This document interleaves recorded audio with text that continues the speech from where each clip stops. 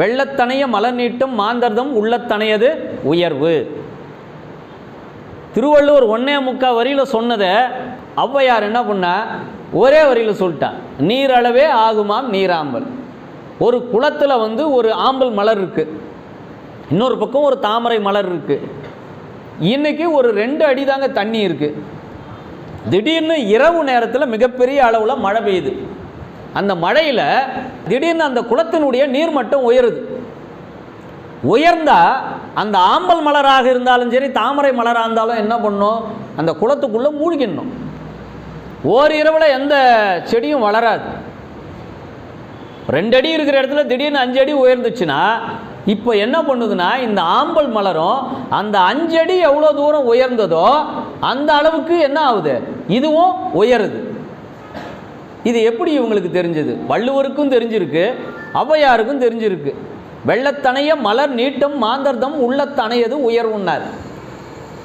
ஒரு மனிதனுடைய எண்ணங்கள் எப்படி உயருதுன்னா, அந்த வெள்ளத்தினுடைய அந்த மலரானது எப்படி உயர்கிறதோ, அதனுடைய தண்டானது எப்படி நீள்கிறதோ, அப்படி உன்னுடைய உள்ளத்திலே நல்ல எண்ணங்கள் வருமானால் நீயும் உயர்வாய், உன் வாழ்க்கையும் உயரும். அதற்கு ஓமையாகத்தான் எதை கொண்டு சொல்றாங்க, நீரளவே ஆகுமாம் நீராம்பல். எப்படி தண்ணீரினுடைய உயரம் உயர இந்த ஆம்பல் மலரானது உயர்கிறதோ, அப்படி உன் எண்ணத்திற்குள் நல்ல எண்ணங்களை வைத்து கொண்டால் நீயும் உயர்வாய், உன் எண்ணங்களும் உயரும். இது முதல் வரி. நீரளவே ஆகுமாம் நீராம்பல்.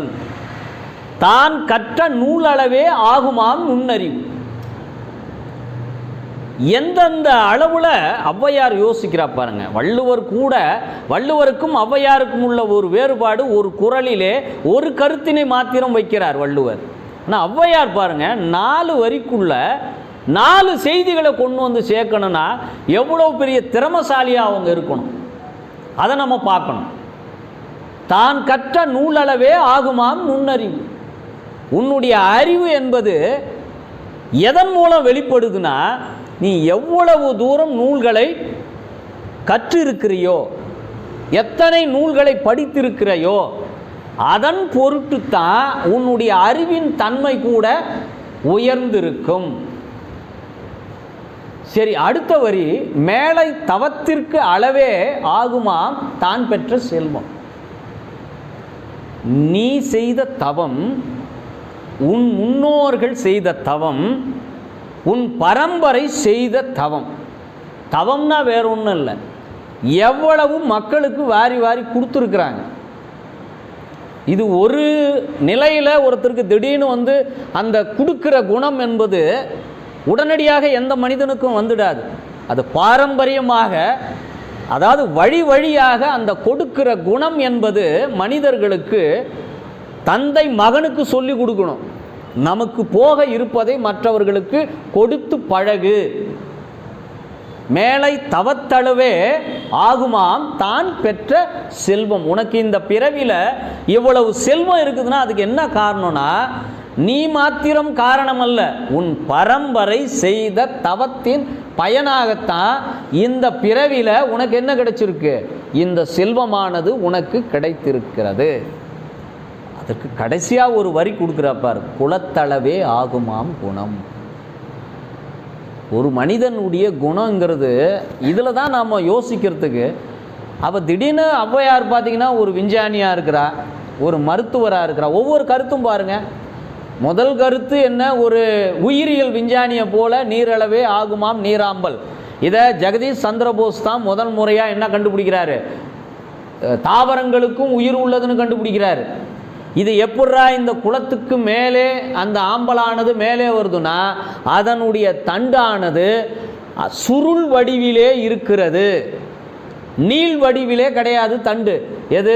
குளத்தில் இருக்கக்கூடிய ஆம்பல் மலராக இருந்தாலும் சரி, தாமரையாக இருந்தாலும் சரி, அதனுடைய தண்டானது நீள் வடிவும் கிடையாது, சுருள் வடிவம்.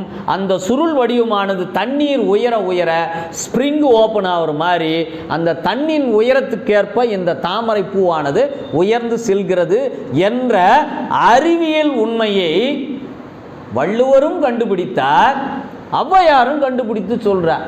அவங்க சொன்ன காலகட்டம் வேற, அதை உண்மை என்று நிரூபிப்பதற்குரிய காலகட்டம் 16ஆம் நூற்றாண்டுக்கு பிறகுதான் இவங்க கண்டுபிடிச்சதை அவங்க உண்மைன்னு சொல்றாங்க. அப்ப எந்த அளவுக்கு நம்முடைய முன்னோர்கள் அறிவியலிலே சிறந்தவர்களாக இருந்திருக்கணும். அவங்க கருத்துக்கு மாற்று கருத்து சொல்ற அளவுக்கு இவங்களால முடியலை. குலத்தளவே ஆகுமாம் குணம்.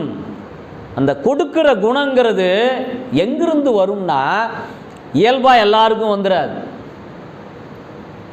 அது நம்ம கர்ணனுடைய கதையிலும் சொல்லுவாங்க. போயிட்டு வர்றதுக்குள்ளே அந்த தங்க கிண்ணத்தை கையோடு கொடுத்துருவான் ஒருத்தன் வந்து கேட்கும்போது. அதை எண்ணெய் ஊற்றிட்டு கொடுக்கறதுக்குள்ளே மனசு மாறிட போகுதுன்னு அப்போவே கொடுத்துட்ற குணம்.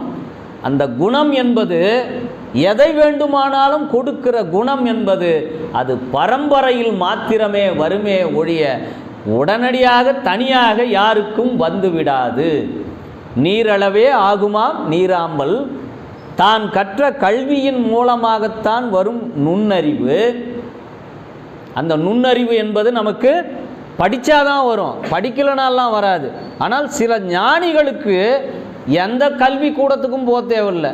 வள்ளலாரை போன்ற ஞானிகள் எல்லாம் எந்த ஒரு ஆசிரியரிடம் போய் பயின்றது கிடையாது. தங்களுக்குள்ளே இறைவன் கொடுத்த பேரறிவால். திருஞான சம்பந்தரோ திருநாவுக்கரசரோ போய் எங்கே படிச்சுட்டு தேவாரம் பாடினாங்க? எந்த பள்ளிக்கூடத்தில் அவங்களுக்கு இலக்கண ஆசிரியர்கள் சொல்லி கொடுத்தாங்க? எல்லாம் இறைவனுடைய திரு அருட்கருணையினால் வருவதினால் அவர்கள் பாடினார்கள். அந்த குலத்தளவே ஆகுமாம் குணம். குணம் என்பது நாம் பண்படுத்துகிறோம். இந்த வயதிலே நாம் சிறந்த மனிதர்களாக எப்படி நாம் குணத்தை அமைத்து கொள்கிறோமோ அதன்படிதான் நமக்கு பின்னால் வரக்கூடிய நம்முடைய வாரிசுகள், நம்முடைய பரம்பரை. நீங்கள் கொடுத்து பழகினாதான் நம்முடைய மகன் கொடுத்து பழகுவான். நம் மகன் கொடுத்து பழகினால்தான் நம்முடைய பேர பிள்ளைகள் கொடுத்து மகிழ்வார்கள். ஆக உலகில் 3 இன்பங்கள். 1 உடல் நோயற்று இருப்பது, 2 மனம் கவலையற்று இருப்பது, 3 பிறரை மகிழ்வித்து அவர்களினுடைய இன்பத்தை கண்டு நாம் இன்பம் கொள்வது. இந்த 3 இன்பத்தையும் இறைவன் நமக்கு கொடுத்திருக்கிறான். ஆகையால் கொடுங்கள், கொடுத்து அதனுடைய பலனை பெறுங்கள், மகிழுங்கள், மகிழ்வித்து மகிழுங்கள் என்று கூறி என்னுடைய உரையை இதோடு நிறைவு செய்கிறேன். அடுத்த மாதம் ஔவையாரை நிறைவு செய்துவிட்டு புதிய தலைப்போடு நாம் பயணப்படுவோம் என்று கூறி விடைபெறுகிறேன். நன்றி, வணக்கம்.